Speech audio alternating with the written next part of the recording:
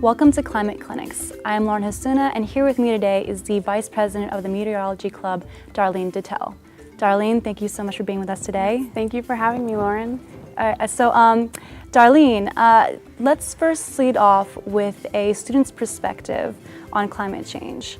Let's take a listen to what she has to say first. Think to Alex Trebek, right, who just got diagnosed with stage 4 pancreatic cancer. Devastating. Yes, we love him. And now think of the Earth as it's Alex Trebek, who we love, right? But we kind of take them both for granted. The Earth's stage 4 pancreatic cancer is climate change. And we can't let it get to stage 4 because we're close to stage 4, but we're not there yet. So we can't let it get there. So, Darlene, what do you think about what she has to say about climate change?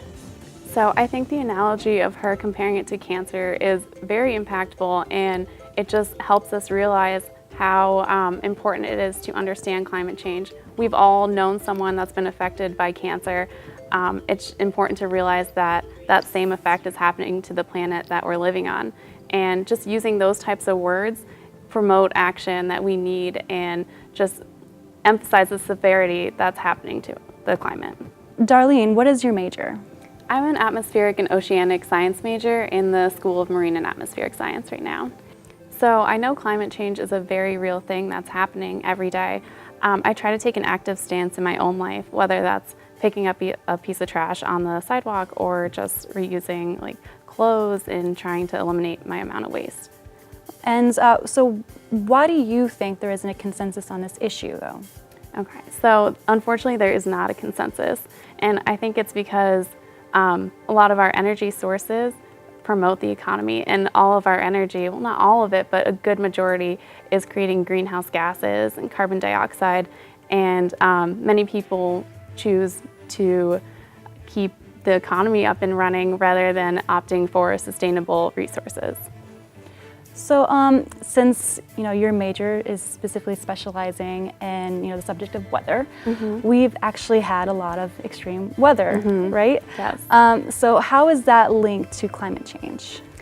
So climate is the trend of weather over an extended period of time. And we've been having a lot of extreme weather recently.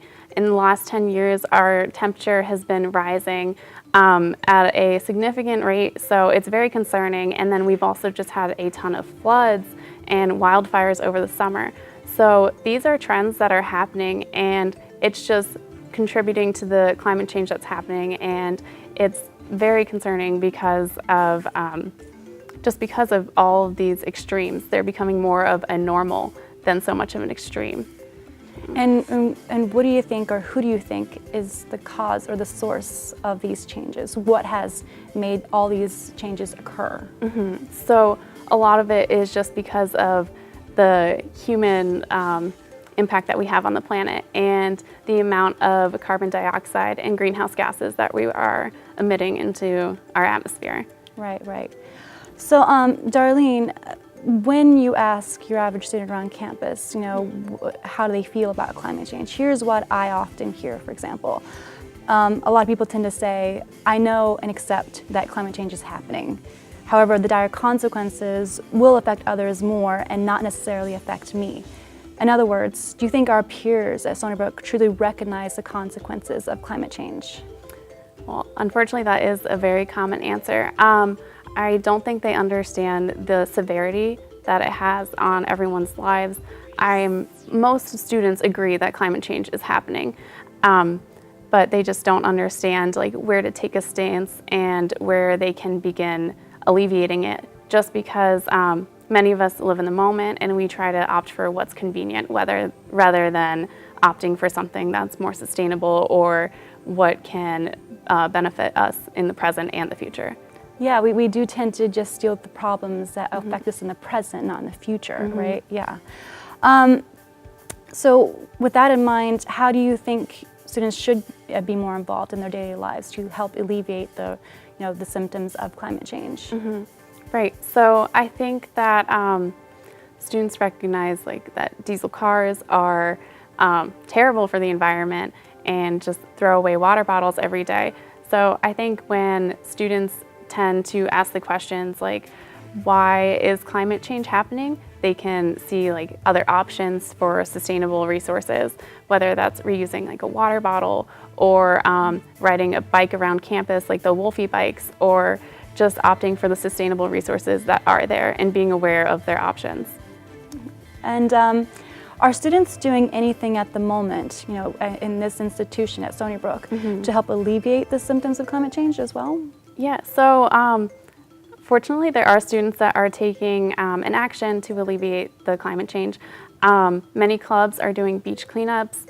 I'm the vice president of the meteorology club, and right now we're planning on taking a part in the trash tag challenge. I'm not sure if you've heard of it, but it's where you take a before picture of an area that's polluted and littered, and you see like just the impact of all the trash in that area. And then afterwards you clean it up and you bag all that trash up, and then you take an after picture. So it's using social media in a positive manner to promote the actions that you can take against climate change. Well, that's awesome. That's amazing. So Darlene, that's actually all the questions that I have for you. Thank you so much for being with us today. And Thank you. Thank you.